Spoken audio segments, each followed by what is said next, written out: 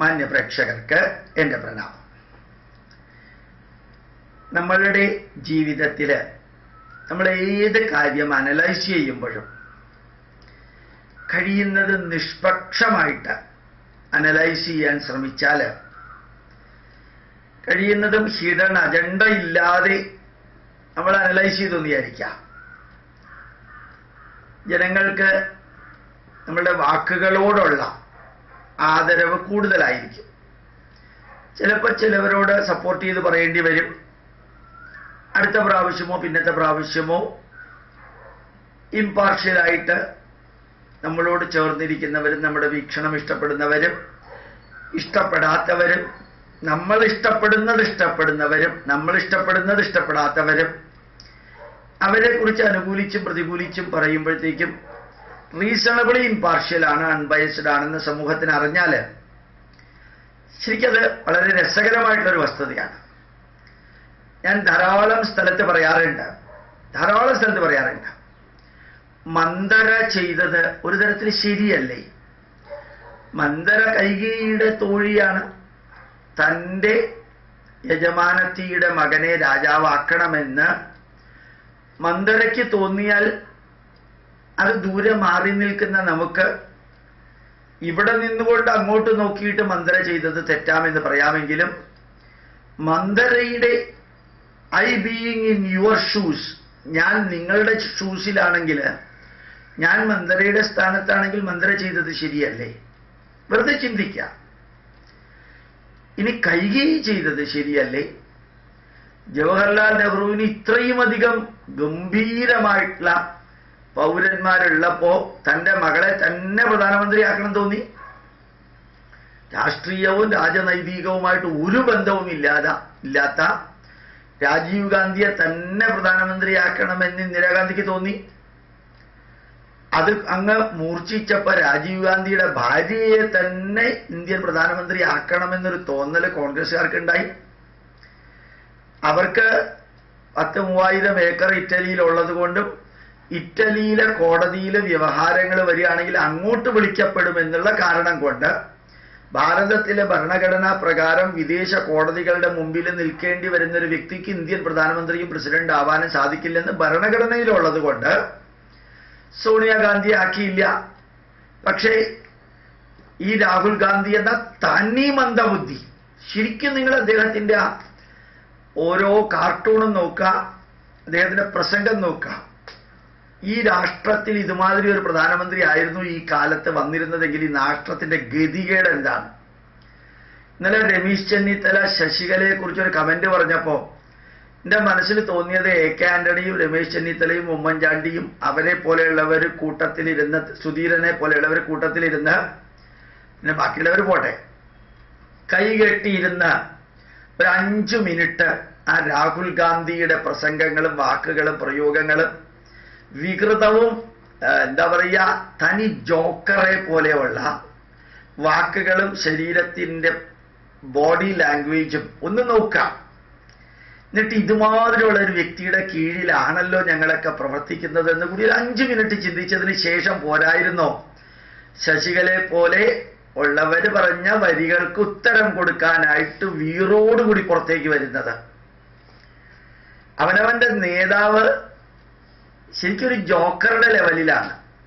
അത് യൂട്യൂബ് നോക്കിയാൽ നിങ്ങൾക്ക് കാണാൻ ഒരു ബുദ്ധിമുട്ടും ഇല്ല. ഒറിജിനലാണ്, കാർട്ടൂണോ കാരിക്കേച്ചറോ ഒന്നുമല്ല.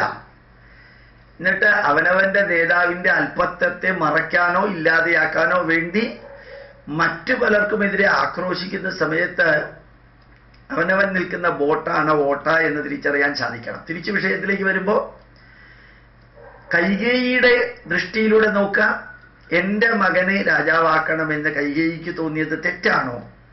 അത് ശരിയല്ലേ?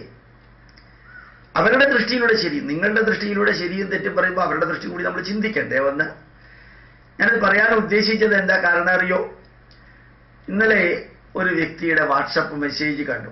കൊല്ലത്തൊരിടത്ത് ദുര്യോധനന്റെ ക്ഷേത്രം ഉണ്ട്, അത് നശിപ്പിക്കാത്തയിടത്തോളം കാലം നമ്മുടെ ഹിന്ദു ധർമ്മത്തിന് അതൊരു അവഹേളനാണെന്ന്. അദ്ദേഹത്തിന്റെ വികാരത്തിൽ അത് ശരിയാണ്. പക്ഷെ ദുര്യോധനന്റെ ദൃഷ്ടിയിലൂടെ ഒന്ന് ചിന്തിച്ചു നോക്കാം. ധൃതരാഷ്ട്രർക്ക് രാജാവാകാൻ പറ്റാതെ പോവാൻ കാരണം എന്താ അറിയാമോ? നമ്മുടെ 29 ധർമ്മശാസ്ത്രത്തിലും രാജാവിൻ്റെ യോഗ്യതകളെക്കുറിച്ച് വിവരിക്കുന്ന ഭാഗത്ത് അന്ധനും ബധിരനും മൂകനും മുടന്തനും രാജാവാകരുതെന്ന് പറഞ്ഞിട്ടുണ്ട്. അന്ധനും ബധിരനും മൂകനും മുടന്തനും. കാരണം അവരുടെ ശാരീരികമായിട്ടുള്ള കപ്പാസിറ്റി രാഷ്ട്രഭരണത്തിന് പോസിറ്റീവായിട്ട് ഉപയോഗിക്കാൻ സാധിക്കുന്ന വിധത്തിൽ സർവ്വതും തികഞ്ഞ വ്യക്തിയാവണം രാജാവ്. അത് മൂത്ത മകൻ ഈ 6 ക്വാളിഫിക്കേഷൻ 4 അബ്നോർമൽ ആണെങ്കിൽ അയാൾക്ക് രാജാവാകാൻ പറ്റില്ല. അതുകൊണ്ടാണ് ധൃതരാഷ്ട്രൻ അന്ധനായതുകൊണ്ടാണ് ധൃതരാഷ്ട്രർക്ക് പറ്റാതെ പോയത്. അപ്പൊ താൻ രാജാവാകണമെന്ന ആഗ്രഹം ധൃതരാഷ്ട്രർക്ക് ഉണ്ടാവില്ലേ? തനിക്ക് താൻ അന്ധനാവാൻ കാരണം തൻ്റെ കുറ്റമല്ല, തൻ്റേതല്ലാത്ത കുറ്റത്തിന് അന്ധനായി ജനിച്ചു എന്ന കുറ്റത്തിന് തനിക്ക് ഇരിക്കാൻ പറ്റുന്ന സിംഹാസനത്തിന് ഇരിക്കാൻ പറ്റിയില്ല. പക്ഷേ രാജാവാകേണ്ട ധൃതരാഷ്ട്രരുടെ മൂത്ത മകനാണ് ദുര്യോധനൻ. അദ്ദേഹത്തിന് ഈ പറയുന്ന കുറവുകളൊന്നുമില്ല. അപ്പൊ അദ്ദേഹത്തിന് രാജാവാകേണ്ടതല്ലേ? അനുജൻ രാജാവായിരുന്നു, ഇടക്കാലത്ത് മരിച്ചുപോയി പാണ്ഡു മരിച്ചപ്പോഴത്തേക്കും ആ രാജാവിൻ്റെ ലിങ്ക് ബ്രേക്കായില്ലേ? അപ്പൊ പിന്നെ മറ്റേയാളാണ് രാജാവായിട്ട്. പാണ്ഡുവിൻ്റെ പേരില് ധൃതരാഷ്ട്രര് രാജാവായിട്ട് ഭരിച്ചുകൊണ്ടിരിക്കുന്ന സമയത്താണ് ഈ ദുര്യോധനന് പ്രായപൂർത്തിയാകുന്നതും തനിക്ക് രാജാവാകണമെന്ന് പറയുന്നതുമെല്ലാം. അപ്പൊ ദുര്യോധനന്റെ ദൃഷ്ടിയിലൂടെ ദുര്യോധനൻ ചെയ്തത് ശരിയല്ലേ? ധൃതരാഷ്ട്രരുടെ ദൃഷ്ടിയിലൂടെ ധൃതരാഷ്ട്രര് ചെയ്തത് ശരിയല്ലേ? പാണ്ഡവരുടെ ദൃഷ്ടിയിലൂടെ പാണ്ഡവര് ചെയ്തത് എന്തുകൊണ്ടാണ് തെറ്റാകാതിരിക്കുന്നത് അറിയോ? അവര് പറഞ്ഞു, ഇന്ദ്രപ്രസ്ഥവും ഹസ്തിനപുരവും നിങ്ങൾ എടുത്തുകൊള്ളൂ, 6 ഗ്രാമം ഞങ്ങൾക്ക് തന്നാൽ മതി. 6 ഗ്രാമം തന്നാൽ മതി. ഹസ്തിനപുരത്തിൻ്റെയും ഇന്ദ്രപ്രസ്ഥത്തിൻ്റെയും മൊത്തം ഏരിയ എടുത്താൽ 1% പോലും വരില്ല 6 ഗ്രാമം. അത് മതി എന്ന് പറഞ്ഞതുകൊണ്ട് അവർ ചെയ്തത് ശരി. അല്ലെങ്കിൽ അവരിലും അവർക്ക് അർഹതപ്പെട്ടതല്ല രാജ്യം. പക്ഷെ പിന്നെ ഭീഷ്മരും ദ്രോണരുമെല്ലാം വിതുരനുമെല്ലാം ധൃതരാഷ്ട്രനോട് പറയുന്നുണ്ട്, ധാർമ്മിക നിലവാരത്തിലാണ് ധർമ്മപുത്രർക്ക് രാജാവാകാൻ യോഗ്യതയുള്ളതെന്ന് ഞങ്ങൾ തെളിയിക്കുന്നു. ആ രാജാവായിരുന്ന ആളുടെ മൂത്ത മകനാണെന്നുള്ള രീതിയിലല്ല എന്ന് പറയുന്നത് കൊണ്ട് അവിടെയും ജസ്റ്റിഫിക്കേഷൻ വരുന്നുണ്ട്.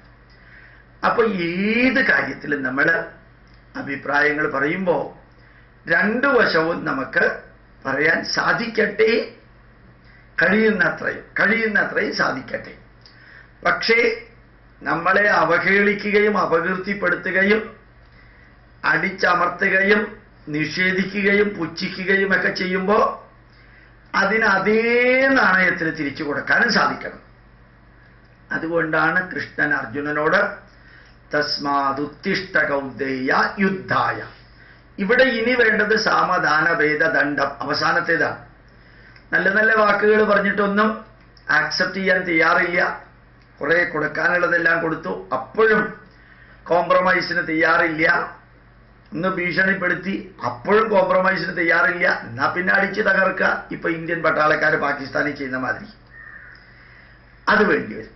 അപ്പോ ദുര്യോധന ക്ഷേത്രം ഉണ്ടായാലും ഇല്ലെങ്കിലും ഏത് ക്ഷേത്രം മുമ്പിൽ വെച്ച്, വിഗ്രഹം മുമ്പിൽ വെച്ച്, ഗാന്ധിജിയുടെ ഫോട്ടോ മുമ്പിൽ വെച്ച്, അല്ലെങ്കിൽ നെഹ്റുവിൻ്റെ ഫോട്ടോ മുമ്പിൽ വെച്ചിട്ട്, ശിവജിയുടെ ഫോട്ടോ മുമ്പിൽ വെച്ചിട്ട്, ശങ്കരാചാര്യരുടെ ഫോട്ടോ വെച്ചിട്ട്, അല്ലെങ്കിൽ തഥാതൻ സ്വാമിയുടെ, പാലക്കാടുള്ള തഥാതൻ സ്വാമിയുടെ ഫോട്ടോ മുമ്പിൽ വെച്ചിട്ട്, നമ്മുടെ അമ്മയുടെയും അച്ഛൻ്റെയും ഫോട്ടോ മുമ്പിൽ വെച്ചിട്ട് തൊഴുമ്പോൾ ആ ഫോട്ടോയിലുള്ള വ്യക്തികളോ അവതാരങ്ങളോ കൈയുയർത്തി നമ്മുടെ തലയിൽ കൈവച്ച് അനുഗ്രഹിക്കുന്നു എന്ന അർത്ഥത്തിലല്ല അവരെ നമ്മൾ വന്ദിക്കുന്നത്. അവരിലുള്ള നന്മ നിറഞ്ഞ ഗുണങ്ങൾ നമുക്ക് ഓർമ്മിക്കാനും ജീവിതത്തിൽ പകർത്താനുമുള്ള ഒരു അവസരമാണ്.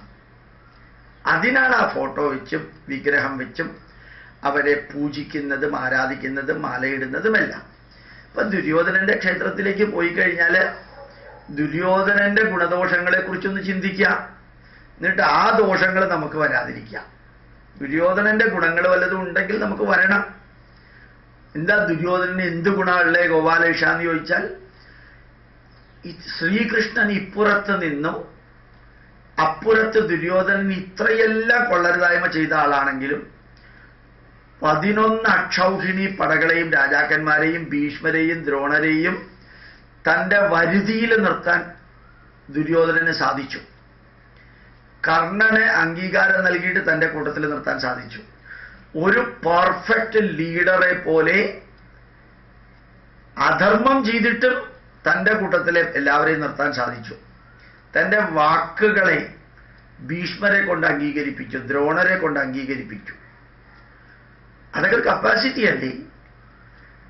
ഇമ്പാർഷ്യലായിട്ട് നോക്കാം. വാക്കുകളും പ്രവൃത്തികളും വീക്ഷണങ്ങളും നെഗറ്റീവ് ആണെങ്കിലും അംഗീകരിപ്പിച്ചു എന്നുള്ള മഹത്വമേറിയ ഒരു ക്വാളിറ്റി ഉണ്ട്.